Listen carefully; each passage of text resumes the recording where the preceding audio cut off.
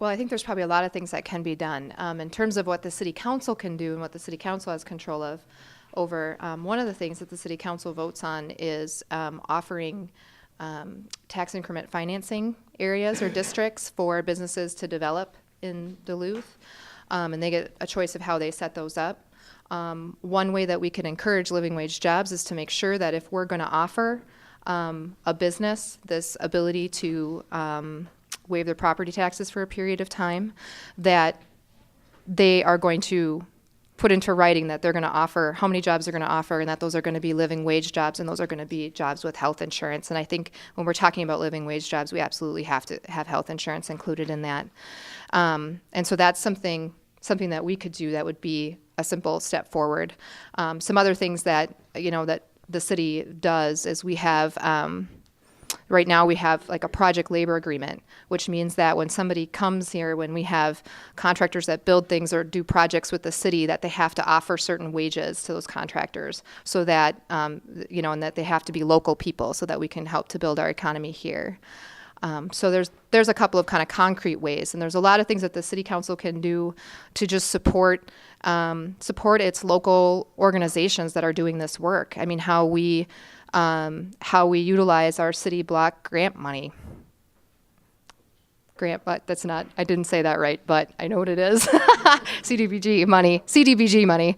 I couldn't think of how it translated out. So, how we designate that, how we make sure that that money continues to flow from the federal government to this area so that we can give it out to organizations that offer housing and housing assistance and other services. And so just making sure that we're on top of keeping all of those things flowing in the city, I think will also be important.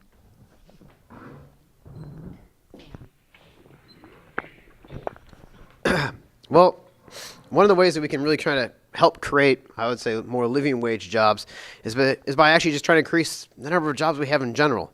Right now, businesses who want to come to Duluth have a lot of hassles and a lot of barriers to do that. For example, right now, we've done a lot of work on this, but our building safety office is still one of the slowest offices in the state to receive a permit. So, I mean, it doesn't sound like a big deal, but if you're a business and you can go to Rochester, St. Cloud, or Fargo and not have to deal with that, they sometimes do. An example of this is in the mall, there was a business that moved from one side of the aisle to the other. Because of the permit office, they missed their entire fall season. Now, once again, it may not seem like a big deal, but to that business, they lost their busiest season. So it's not a real attractive way to try to bring new businesses into this community. So we have to continue to work on things like that.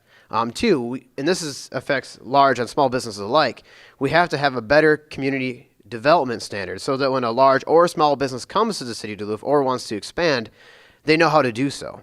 Right now, it's a fairly complicated system to go through, especially for small businesses who don't have the attorneys to know how to navigate it.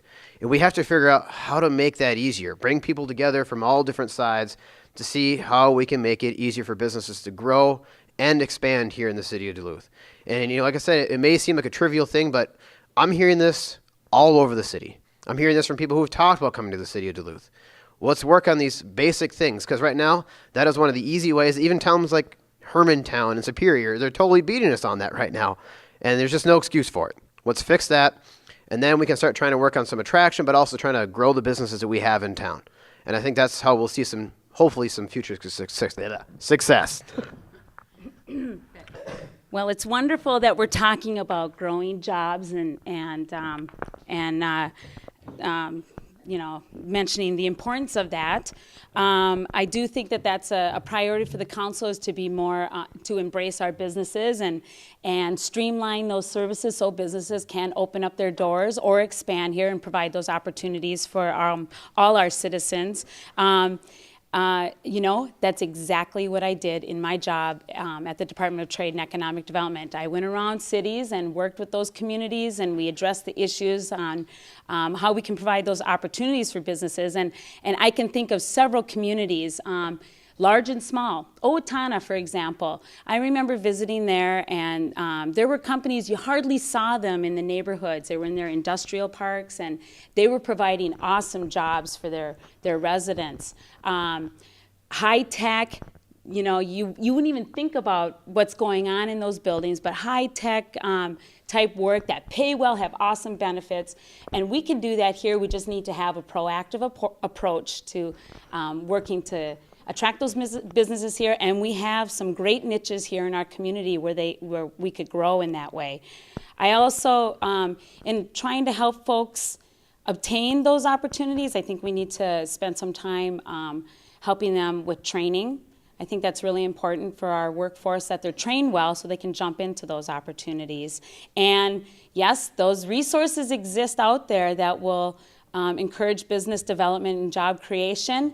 They do have rules that, you know, when you're working with resources like the Community Development Block Grant Program and business development programs, they do require that those jobs are well-paid jobs.